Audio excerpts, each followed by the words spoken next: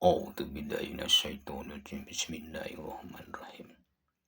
Assalamualaikum warahmatullahi wabarakatuh. Kelana Yuta Channel mempersembahkan cerita sengat Pedut Tiga Teman Tauhan episode yang ke-43. Selamat mendengarkan. Sementara itu, terlihat pemuda bernama Joko Waris sedang berdiri termangu di pemantang sawah yang mengarah ke kaki bukit. Cambuknya masih tergenggam erat, napasnya sudah tidak lagi memburu. Penalarannya sudah tenang kembali seperti sedia kala. Puncak kemampuan orang bercambuk telah benar-benar dikuasainya dengan tuntas.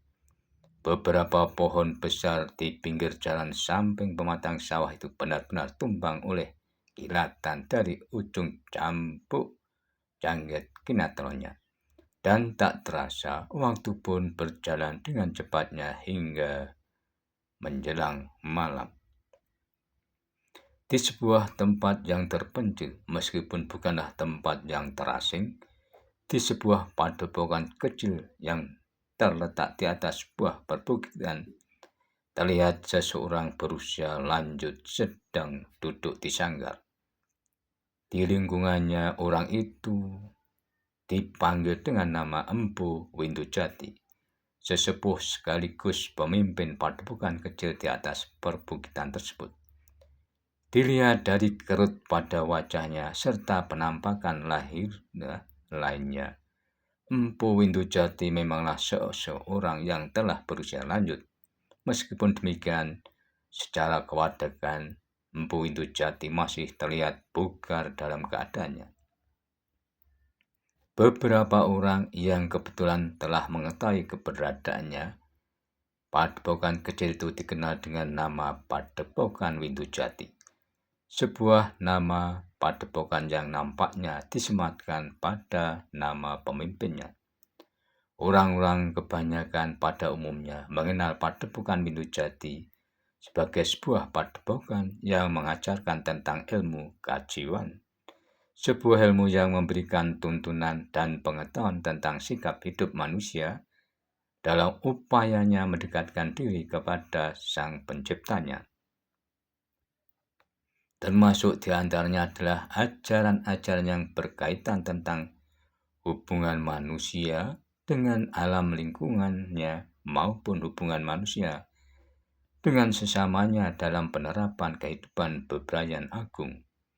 Selain ilmu kajiwan, Padepokan Empu Windujati ternyata juga membekali cantrik-cantriknya beberapa ilmu serta pengetahuan lainnya yang mempunyai terkaitan langsung dengan perilaku manusia dalam menjalani kehidupan sehari-harinya.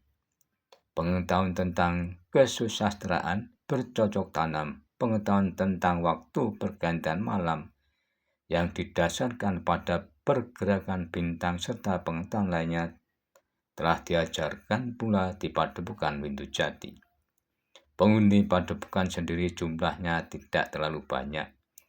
Hanya beberapa cantrik yang hampir keseluruhannya memilih untuk tinggal di padepokan bersama Empu Windujati.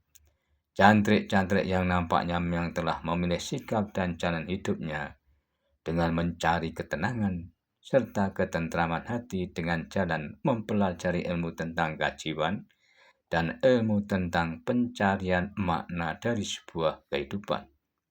Secara keseluruhannya, Padepokan Windujati hampir tidak dikenali keberadaannya justru karena jenis ilmu yang diajarkannya. Kebanyakan sebuah padepokan ataupun perguruan akan cepat menjadi dikenal serta menjadi perbincangan banyak kalangan kalau padepokan tersebut mengajarkan tentang ilmu kanuragan dan ilmu-ilmu jaya kesaktian lainnya. Apalagi kalau padepokan itu sendiri mampu mewariskan ilmu-ilmu kesaktian serta ilmu-ilmu linuih lainnya, maka dalam waktu singkat nama padepokan tersebut akan mudah menjadi terkenal di seluruh pelosok negeri. Namun demikian, bagi orang-orang tertentu, sementara yang disebut dengan orang-orang tertentu itu pun jumlahnya sangat sedikit, telah mengetahui dengan seutuhnya tentang keberadaan padepokan Windu Jati yang sebenarnya. Orang-orang tertentu seperti inilah yang dapat mengetahui sebuah kenyataan bahwa padepokan Windu Jati merupakan sebuah padepokan yang di dalamnya menyimpan bermacam-macam jenis ilmu kesaktian pilih tanding. Bahkan beberapa di antaranya merupakan jalur ilmu Inoue yang keberadaannya sudah semakin jarang ditemui lagi saat ini. Mungkin ilmu tersebut tidak sempat terwariskan pada generasi di bawahnya atau barangkali begitu rumit dan beratnya laku yang harus dijalani untuk bisa mempelajarinya hingga secara perlahan keberadaan ilmu tersebut menjadi musnah tergerus perputaran zaman. Konon kabarnya ilmu-ilmu kanuragan tingkat tinggi yang tersimpan di padepokan Windu Jati merupakan ilmu yang bersumber dari kalangan bangsawan istana serta dikembangkan di dalam lingkungan yang sangat terbatas. Hanya orang-orang yang masih mempunyai ikatan kekeluargaan atau orang-orang yang dianggap keluarga sajalah yang mempunyai kesempatan untuk bisa mempelajari ilmu-ilmu tersebut. Dalam pewarisnya pun ilmu yang kabarnya mulai dikembangkan pada masa-masa awal berdirinya Majapahit tersebut diajarkan dan diturunkan dari generasi ke generasi hingga pada tataran terakhir saat ini mengendap sempurna dan bersemayam di dalam diri Empu Windu Jati. Seperti tradisi leluhurnya, Empu Windu Jati ternyata juga mengajarkan ilmu yang tersimpan di dalam dirinya kepada orang-orang tertentu saja. Hanya orang-orang terpilih yang dianggap pantas menjadi murid utama padepokan Windu Jati yang untuk selanjutnya mempunyai kesempatan untuk menampung tetesan-tetesan ilmu Inoue dari perguruan Windu Jati. Murid utama padepokan Windu Jati sendiri jumlahnya tidak terlalu banyak, bahkan tidak lebih banyak dari jumlah jari sebelah tangan. Nampaknya Empu Windu Jati telah membatasinya dengan ketat agar ilmu yang dimilikinya itu benar-benar temurun kepada orang yang memang pantas menerimanya. Setidaknya, untuk bisa menjadi murid utama padepokan Windu Jati, haruslah seseorang yang mempunyai keseimbangan jiwani yang matang, dengan sikap lahir batinnya yang mantap, agar kelak di kemudian hari, orang tersebut tidak menyalahgunakan ilmu yang telah dipelajari dari padepokan Empu Windu Jati. Demikianlah keadaan saat itu. Pemimpin padepokan kecil yang biasa dipanggil dengan Empu Windu Jati tersebut tampaknya sedang menikmati keindahan malam dari sanggar padepokannya. Bangunan sanggar itu memang berada di tempat terbuka meskipun masih berada di dalam lingkungan padepokan. Beberapa saat kemudian terlihat seorang cantrik datang membawa nampan yang berisikan mangkok berisi minuman dan sepiring kecil pisang rebus. Sesaat setelah cantrik tersebut mempersilahkannya dengan terdengar Empu Windu Jati mengucapkan terima kasihnya. "Terima kasih. Apakah kau sendiri yang membuat wedang seri ini?" bertanya Empu Windu. "Demikianlah Empu. Kebetulan hari ini aku mendapat giliran untuk mengerjakan tugas-tugas di dapur," jawab cantrik tersebut. Sambil menganggukkan kepalanya, Empu Windu Jati berkata, "Panggillah Joko Warih ke sini. Aku memerlukan untuk berbicara dengan cucuku." "Baiklah Empu," jawab cantrik tersebut sambil melangkahkan kakinya meninggalkan sanggar. Empu Windu Jati memang memiliki cucu yang terbiasa dipanggilnya dengan nama Joko Warih. Meskipun demikian, cucunya tersebut jarang berada di padepokan. Cucunya justru lebih sering tinggal bersama gurunya. Guru Jokoware sebenarnya bukanlah orang lain bagi Empu Windujati, karena guru dari cucunya tersebut adalah seseorang yang sangat dikenalnya dengan baik. Atau lebih tepatnya, guru dari Jokoware adalah adik seperguruan Empu Windujati sendiri. Selain sebagai adik seperguruan, Guru Jokoware merupakan seseorang yang pada masa lalunya pernah tinggal di dalam lingkungan yang sama dengan Empu Windujati. Sebuah lingkungan kehidupan yang telah lama ditinggalkan oleh Empu Windujati sejalan dengan sikap hidup yang telah dipilihnya. Kepada cucunya, Empu Windujati memang telah memberikan izinnya untuk mengikuti serta mendapatkan tuntunan ilmu dari adik seperguruannya. Meskipun demikian, Empu Windujati ternyata tidak melalaikan begitu saja kewajibannya sebagai seorang kakek. Bagaimanapun juga, Empu Windujati menyadari bahwa ilmu yang tersimpan di dalam dirinya haruslah ada yang mewarisinya agar tidak menjadi musnah begitu saja seiring dengan kepergiannya kelak. Dan Empu Windujati mengetahui sepenuhnya bahwa orang yang paling berhak untuk mewarisi seluruh apa yang dimilikinya adalah cucunya sendiri yang lebih sering disebutnya dengan panggilan Jokoware. Dalam keadaan seperti itu, Jokoware memang bisa dikatakan mempunyai dua orang guru yang berbeda. Gurunya yang satu adalah kakeknya sendiri, sementara gurunya yang lain adalah adik seperguruan kakeknya. Meskipun saudara seperguruan, namun dalam perkembangan ilmu yang dikuasai Empu Windujati dengan adik seperguruannya ternyata mempunyai warna yang berbeda, meskipun masih tetap pada jalur yang sama. Perbedaan seperti itu nampaknya dipengaruhi oleh sifat dan karakter dari masing-masing pemiliknya. Adik seperguruan Bujati adalah seseorang yang terbuka dan periang dalam memandang kehidupan. Selain dari itu, adik seperguruan Windujati ternyata juga mempunyai kegemaran untuk berteka-teki atau menyamarkan dirinya sendiri ke dalam 1001 nama ataupun 1001 wajah. Sementara Empu Windujati sendiri adalah seseorang yang mempunyai sifat lebih bersungguh-sungguh serta menyukai kesederhanaan dalam menjalani kehidupan. Empu Windujati pun seseorang yang penuh kelembutan dan welas asih kepada sesamanya.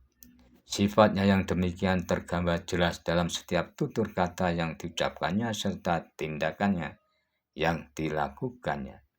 Bahkan kepada para cantrik-cantriknya pun, Empu Windujati selalu menunjukkan sikapnya yang penuh kelembutan dan kesejukan. Perbedaan seperti itulah yang nampaknya telah memberi nama warna yang berbeda bagi perkembangan ilmu Empu Windujati dengan adik seperguruannya. Jokoware sendiri ternyata merupakan anak muda yang cerdas serta mempunyai kelebihan dalam menyerap setiap ilmu yang diajarkan kepadanya.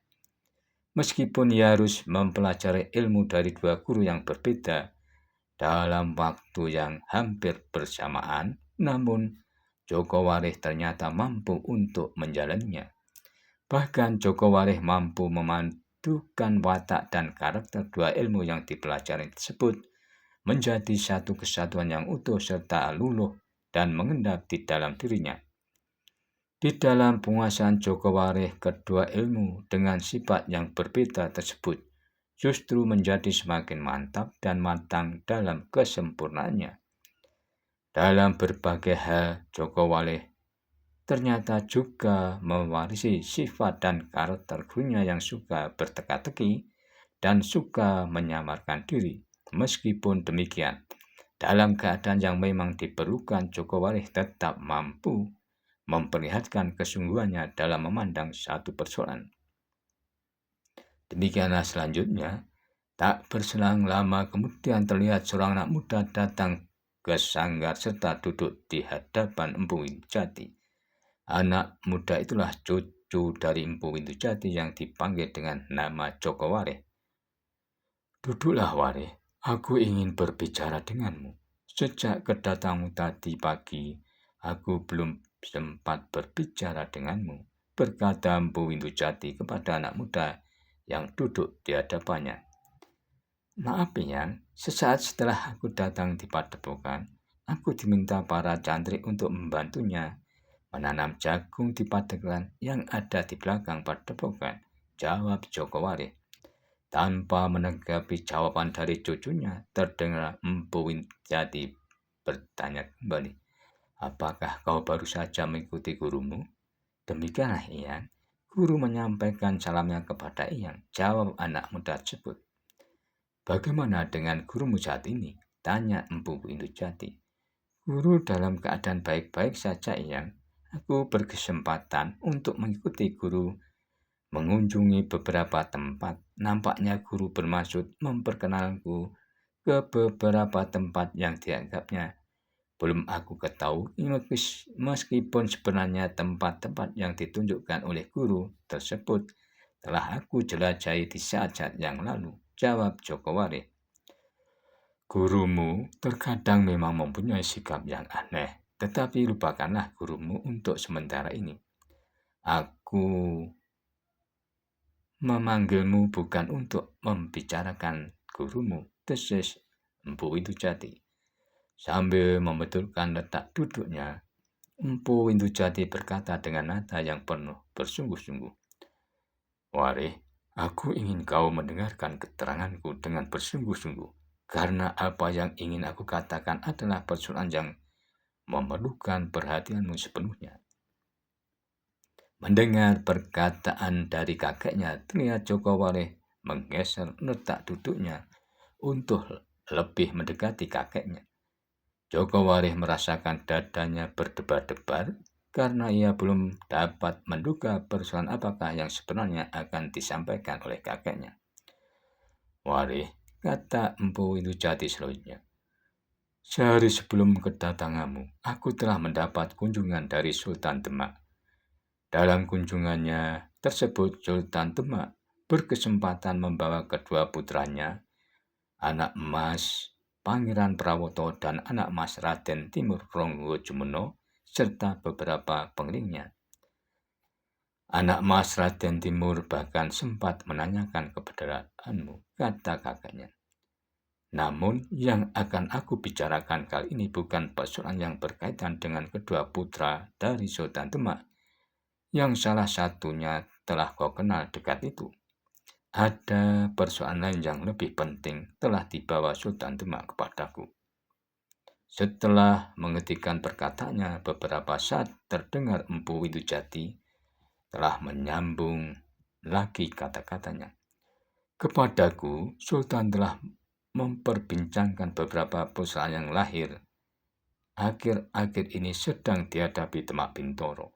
Tentu gurumu sendiri telah menceritakan persoalan yang akhir-akhir ini telah menghangatkan suasana ketentraman Demak Bintoro, berkata kakeknya dalam nada bertanya. Demikianlah Eyang, guru memang sempat menceritakan kepadaku, jawab Jokoware.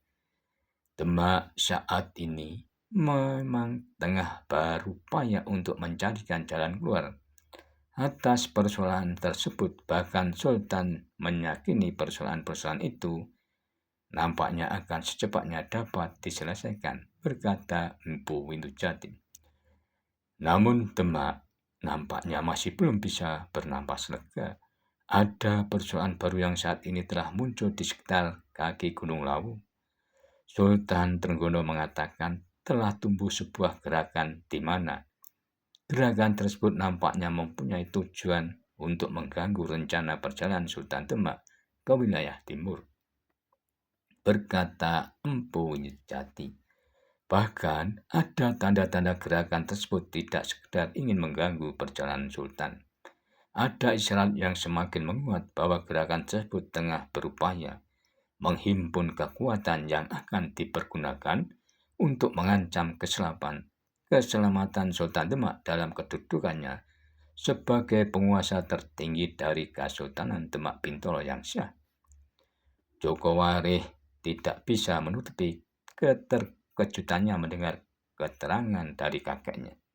Ia memang telah mendengar beberapa persoalan yang akhir-akhir ini sedang dihadapi Demak Bintoro, sementara yang dikatakan Sultan kepada kakeknya tersebut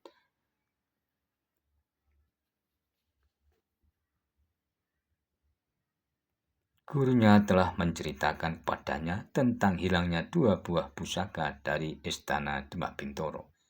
Juga persoalan lainnya yang nampaknya telah membuat cemas Sultan Trenggono. Namun untuk persoalan yang terakhir dikatakan oleh kakeknya tersebut memang belum pernah didengarnya. Bahkan gurunya sendiri nampaknya juga belum mengetahuinya. Dari keterangan kakeknya, ia dapat merasakan bahwa Sultan Trenggono nampaknya telah menaruh perhatian dengan sungguh-sungguh atas munculnya persoalan di kaki Gunung Lawu tersebut. Sultan Trenggono tidak akan membicarakan satu persoalan dengan kakeknya kalau persoalan itu sendiri bukanlah satu persoalan yang dianggap penting. This is Jogowareh. Demikianlah episode 43 cerita silat pedut di Katuang Dauan, dan nantikanlah episode selanjutnya. Namun, bila mana ada yang berkenan subscribe, like, serta berkomentar, dipersilahkan. Terima kasih, sampai jumpa.